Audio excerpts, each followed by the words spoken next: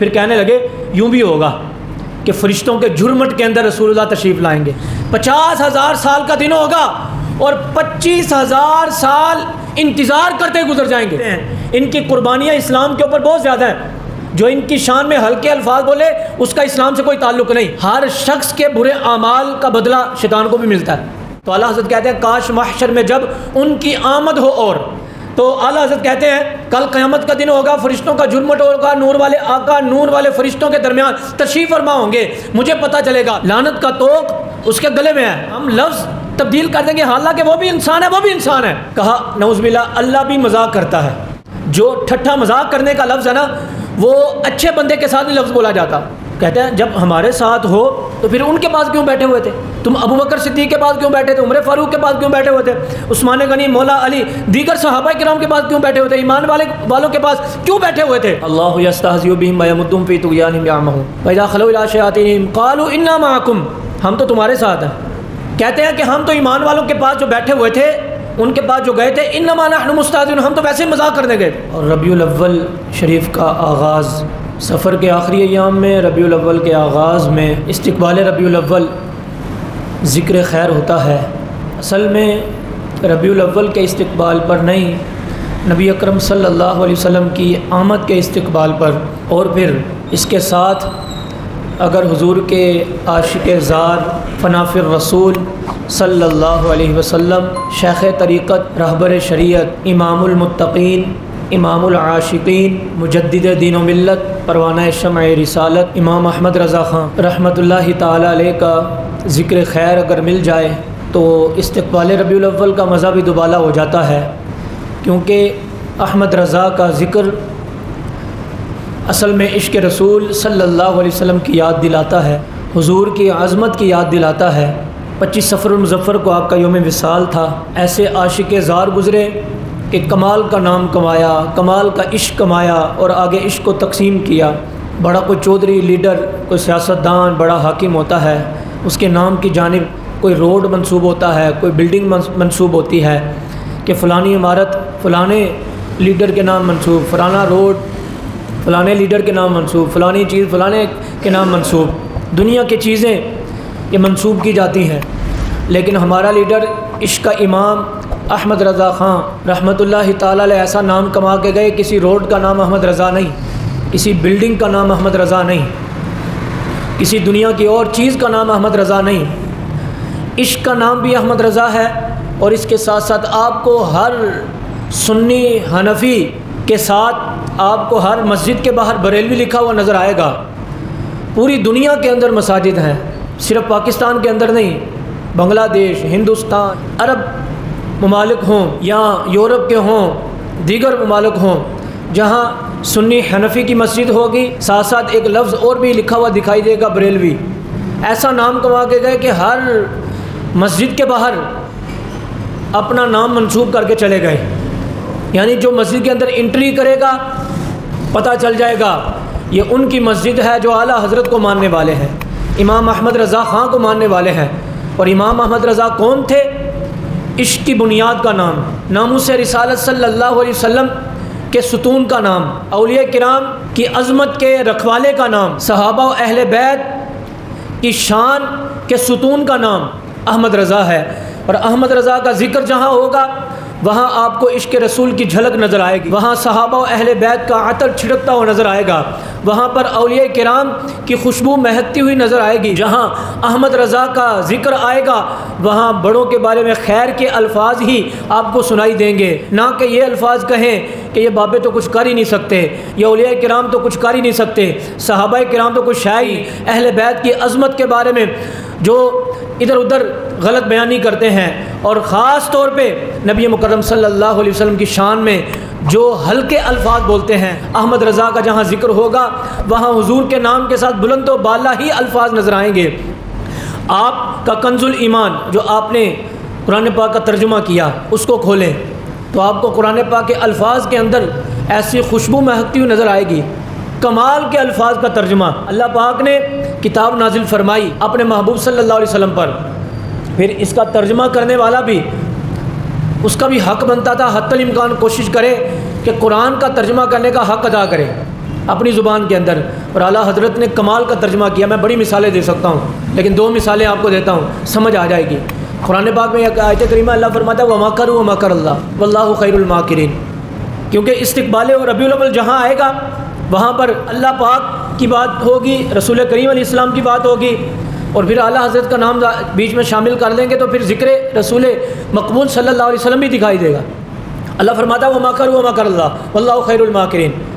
یہاں ظاہر کا ترجمہ تو یہی ہے کہ اللہ مکر کرتا ہے، لوگ بھی مکر کرتے ہیں، ظاہراً ترجمہ یہی بنتا ہے، لیکن مزہ تب تھا نا رب کے بارے میں ایسے لفظ کہے جائیں کہ جو رب کی شان کے لائق ہوں، کیونکہ مکر کے بارے میں ہمارے آج کل کے زمانے کے اندر خصوصی طور پر کسی کو کہے گا نا یہ مکر کرتا ہے تو اس کا مطلب کیا ہوتا ہے؟ اس کے اندر برائی ہے۔ عورتوں کے بارے میں کہا جاتا ہے مکار ہیں، یعنی ظاہر میں کچھ ہوتی ہیں باطن میں کچھ ہوتی ہیں، برائی کی طرف لفظ منسوب ہوتا ہے۔ اللہ حضرت نے کہا کہ قرآن پاک کے الفاظ ہیں، چلو انسان کے لیے لفظ ہوں، عام لوگوں کے لیے، نبیوں کی بات نہیں، ان کے لیے ترجمے کے مطابق یہ لفظ ہو سکتے ہیں کہ یہ مکر کرتے ہیں، لیکن اللہ کے بارے میں یہ الفاظ کہے جائیں تو یہ ہلکے مجھے دکھائی دیتے ہیں۔ تو آپ نے کمال کا ترجمہ کیا، لوگ مکر کرتے ہیں لیکن اللہ اپنی خفیہ تدبیر فرماتا ہے۔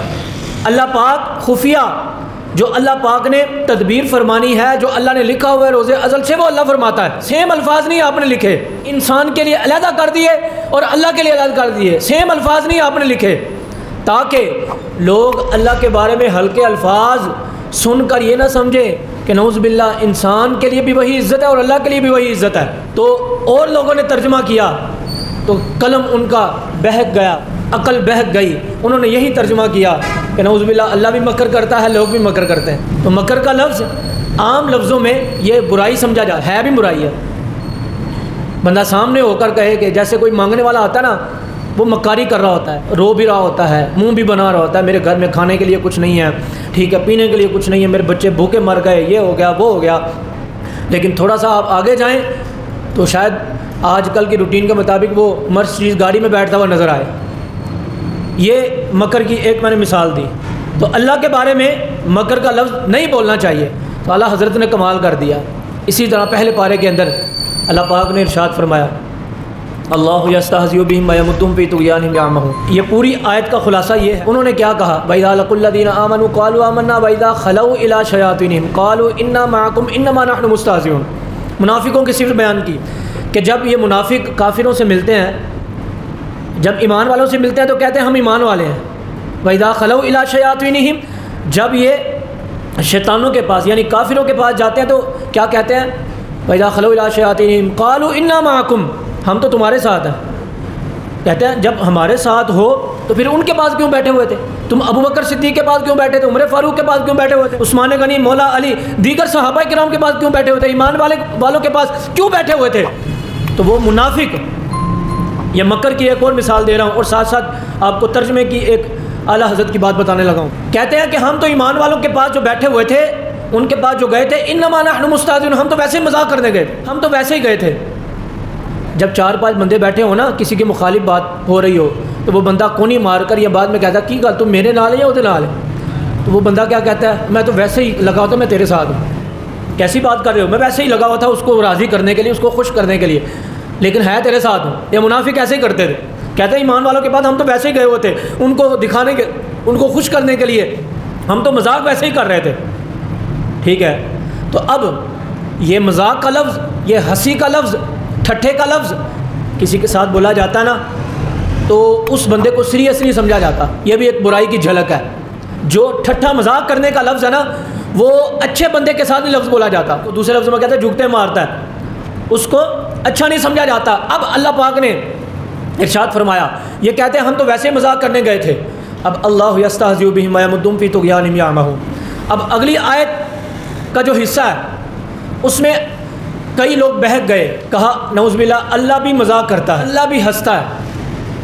انسانوں کی صفت میں اللہ کی صفت میں فرق نہ کیا، لیکن اعلیٰ حضرت نے کمال کیا، کہا اللہ استہزاء فرماتا ہے جو اس کی شان کے لائق ہے، جو اس کی عظمت کے لائق ہے۔ ٹھیک ہے، کئیوں نے کر دیا ترجمہ کہ اللہ مذاق کرتا ہے، اللہ ہنستا ہے، ٹھیک ہے، اللہ ٹھٹھا کرتا ہے۔ تو اب دیکھیں یہ صفت بری سمجھی جاتی ہے لیکن اعلیٰ حضرت کا علم، آپ کا شوق، محبت الہی، وہ الفاظ کا چناؤ کیا کہ جو اللہ کی شان کے لائق ہے۔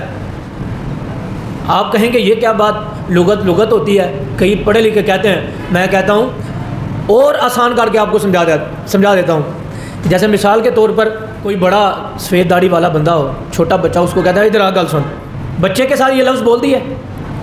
اگر ادھر ہی ہمارا والد ہو، ہمارا دادا جان ہو، یا ہمارے استاد ہوں، ہمارے امام صاحب ہوں، ہمارے مؤذن صاحب، یا کوئی بزرگ ہو، ہم نے اس کو بلانا تو اس کو کہے ادھر آ گل سن، نہیں، حالانکہ وہ بھی انسان تھا، بچہ، اس کو بلائے ادھر آ گل سن، ٹھیک ہے، لیکن جو والد ہوگا اس کے لیے ہم الفاظ کا چناؤ تبدیل کر دیں گے، ہم لفظ تبدیل کر دیں گے، حالانکہ وہ بھی انسان ہے، وہ بھی انسان ہے، لیکن کیوں تبدیل کرتے ہیں کہ وہ میرا والد ہے، وہ میرا استاد ہے، وہ امام صاحب ہے، وہ بزرگ ہے۔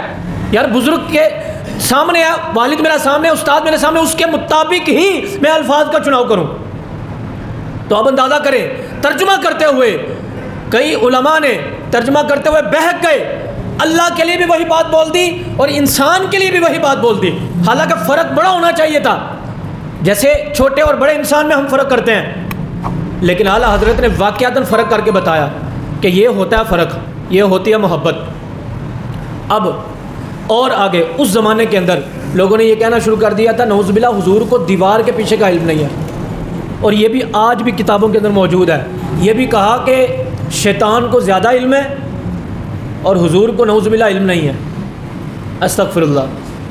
شیطان لعنتی، ہر شخص کے برے اعمال کا بدلہ شیطان کو بھی ملتا ہے، ہر لمحے پوری دنیا سے اس کو بددعائیں ملتی ہیں، اس پر لعنت جا رہی ہے۔ تو کیا کہا کہ شیطان کا علم زیادہ ہے اور اللہ کے رسول صلی اللہ علیہ وسلم کا علم کم ہے؟ لیکن میں صرف بتانے لگا ہوں، یہاں مسجد کے باہر جو بریلوی لکھتے ہیں یہ کس وجہ سے لکھتے ہیں؟ اہل سنت و جماعت الحمدللہ۔ اصل میں مولا علی شیر خدا رضی اللہ تعالیٰ عنہ کے زمانے میں دو فرقے آ گئے تھے، ایک کو سنی کہا جاتا تھا، ایک کو شیعہ۔ شیعہ صحابہ کو برا بھلا کہتے تھے، سنی وہ چلے آ رہے اہل بیت کو، صحابہ کو ماننے والے، رسولوں کی عزت و توقیر کرنے والے، بزرگوں کا ادب کرتے کرتے چلے آئے۔ پھر جب انگریز کا زمانہ آیا، اس نے کہا مسلمانوں کو دو ٹکڑے کرو۔ اس نے دو ٹکڑے یوں بنائے، ایک کا ٹکڑا اس کو پیسے دیے، اس کو کہا تم ایسا کرو نبیوں کی شان میں گستاخی کرو، اولیاء کرام کو ہلکے الفاظ سے جانو، یہ تو اولیاء کرام تو شاید کوئی نہیں۔ انہوں نے پھر یہ کہنا شروع کر دیا۔ تو اس وقت اعلیٰ حضرت امام احمد رضا خان رحمۃ اللہ تعالیٰ علیہ نے آپ نے فتویٰ دے کر، فتاوی رضویہ شریف آپ کی مشہور و معروف، اس کے اندر آپ نے فتوے جاری کیے، نہیں نبی نبی ہوتے ہیں، صحابہ صحابہ ہوتے ہیں، اہل بیت ہوتے ہیں، اولیاء کرام ہوتے ہیں، ان کی قربانیاں اسلام کے اوپر بہت زیادہ ہیں، جو ان کی شان میں ہلکے الفاظ بولے اس کا اسلام سے کوئی تعلق نہیں۔ آپ نے یہ کلمی جہاد کیا، تلوار کا جہاد نہیں، کلمی جہاد کیا، علمی جہاد کیا، جس کو آج تک اور تا قیامت لوگ یاد رکھیں گے۔ کیسا نام کمائے کہ ہر جمعے کی نماز کے بعد ہم پڑھتے ہیں مصطفیٰ جان رحمت پہ لاکھوں سلام، شمع بزم ہدایت پہ لاکھوں سلام۔ یقین کریں پوری دنیا کے اندر، وہ انگریز ہوں، عرب کے بھی مسلمان، یورپ کے اندر بھی، اور ہم تو ہندوستان کی سرزمین جو پاکستان، بنگلہ دیش، یہ سری لنکا، افغانستان اور انڈیا کے لوگ تو پڑھتے ہی ہیں۔ پوری دنیا کے اندر جو سنی سیل عقیدہ کی مساجد ہیں، ہر جمعے کی نماز کے بعد کوئی بھی زبان کا لفظ ہو تو یہ سلام پڑھا جاتا ہے، مصطفیٰ جان رحمت پہ لاکھوں سلام، شمع بزم ہدایت پہ لاکھوں سلام، جس سہانی گھڑی چمکا طیبہ کا چاند، یہ ابھی ربیع الاول آ رہا ہے، اس دل افروز ساعت پہ لاکھوں سلام۔ آپ نے یہ بڑا خوبصورت سلام لکھا، لیکن میں ایک شعر پر آپ کی طرف توجہ دلاؤں گا۔ اعلیٰ حضرت لکھتے ہیں کاش محشر میں جب ان کی آمد ہو، اور کاش محشر میں جب ان کی آمد ہو، اور یعنی قیامت کا دن ہوگا، سارے لوگ انتظار کر رہے ہوں گے کہ اللہ کے رسول صلی اللہ علیہ وسلم کو اللہ مقام محمود عطا فرمائے گا، اللہ کے رسول کو شفاعت کا تاج اللہ عطا فرمائے گا، آپ سب سے پہلے جنت میں جائیں گے اور آپ کو یہ شان ملے گی۔ آپ اللہ کی بارگاہ میں عرض کریں گے مولا اب حساب و کتاب کا سلسلہ شروع کر لیں۔ 50,000 سال کا دن ہوگا اور 25,000 سال انتظار کرتے گزر جائیں گے، حساب کتاب کا سلسلہ نہیں شروع ہوگا۔ پھر لوگ نبیوں کے پاس جائیں گے، حتیٰ کہ حضور کے پاس آئیں گے، یا رسول اللہ آپ کہیں، نبی بھی کہیں گے اللہ کی بارگاہ میں دعا کریں۔ پھر نبی اکرم صلی اللہ علیہ وسلم اللہ کی بارگاہ میں عرض کریں گے، تو 25,000 سال ہم سب کو انتظار کرنا پڑے گا۔ نیکوکار بھی ہوں گے وہاں، بدکار بھی ہوں گے، مسلمان بھی ہوں گے، کافر بھی ہوں گے۔ آج ہم نادرا آفس جائیں، پاسپورٹ بنانے جائیں، لائن میں کھڑے ہوں 1 گھنٹہ 2 گھنٹے، ہم کہتے ہیں انتظار نہ کرنا پڑے، 2000 زیادہ لے لیں، لیکن یہ جو انتظار ہے نا گرمی کے اندر لائن میں لگنا، یہ بڑا مشکل ہے۔ ہم مشکل سے بچنے کے لیے 2-4 ہزار زیادہ دینے کے لیے تیار ہو جاتے ہیں۔ تو آپ اندازہ کریں 25,000 سال انتظار میں گزر جائیں گے، آدھا دن ایسے گزر جائے گا، پھر اللہ کے رسول، اور اس دن کسی کو جرت نہیں ہوگی اللہ سے کچھ کہے، کیونکہ اللہ جاہ و جلال والا ہوگا۔ سوا نیزے پر سورج آ جائے گا، زمین تپ رہی ہوگی، تانبے جیسی ہو جائے گی۔ اب زمین تانبے جیسی ہو اور 25,000 سال انتظار کرنا پڑے، تھوڑا سا سوچیں، وہ 1 گھنٹے کو سامنے رکھے، نادرا آفس کی لائن اور پاسپورٹ آفس کی لائن، اور 25,000 سال انتظار کرنا پڑے گا۔ اللہ کے رسول سے سارے نبی آ کر کہیں گے کہ یا رسول اللہ ہماری آج نہیں چلے گی، سب سے پہلے اگر چلے گی تو آپ کی چلے گی، اگر اللہ سنے گا سب سے پہلے تو آپ کی سنے گا۔ پھر حضور اللہ کی بارگاہ میں عرض کریں گے مولا آج ان کو معاف کر دیں، اب حساب و کتاب کا سلسلہ شروع کر دیں۔ پھر حضور کے عرض کرنے کے بعد اللہ حساب و کتاب کا سلسلہ شروع کرے گا۔ تو اعلیٰ حضرت کہتے ہیں کاش محشر میں جب ان کی آمد ہو، اور کاش ایسا ہو کہ محشر کا میدان ہو، رسول اللہ تشریف لائیں، تو پھر کیا ہو، جتنے بھی عاشق رسول ہیں وہ کیا کہیں گے، بھیجے سب ان کی شوکت پہ لاکھوں سلام، آپ کی عظمت پر لاکھوں سلام کہیں گے۔ پھر کہنے لگے یوں بھی ہوگا کہ فرشتوں کے جھرمٹ کے اندر رسول اللہ تشریف لائیں گے، حضور کا نور چمک رہا ہوگا، اور پھر فرشتوں کا نور، حضور کا نور، پھر فرشتوں کا نور دوبالا نہیں ہو جائے گا۔ ٹھیک ہے، آپ اندازہ کریں نا، آپ سارے لوگ بیٹھے ہوئے ہیں، اے کاش جمعے کے دن سارے سفید کپڑے پہن کے آ جائیں تو کیسی چمک دکھائی دے گی، اور سر پر سفید امامہ ہو تو ہم کہیں کتنے خوبصورت لگ رہے ہیں، سب نے سفید کپڑے پہنے ہیں، سفید امامہ پہنا ہوا ہے، ٹھیک ہے، سب نے سنت بھی ادا کر لی اور خوبصورت کتنے لگ رہے ہیں۔ تو مجھے بتائیں کل قیامت کا دن ہوگا، وہ نور والے آقا، وہ حسن و جمال کے آقا، وہ شان و شوکت والے آقا جب تشریف لائیں گے، اور پروٹوکول کس کا ہوگا، فرشتوں کا۔ فرشتہ اگر اپنا ایک پر کھول دے تو ایک سائیڈ ساری سما سکتی ہے، فرشتوں کے نور کے جھرمٹ میں حضور تشریف لائیں گے۔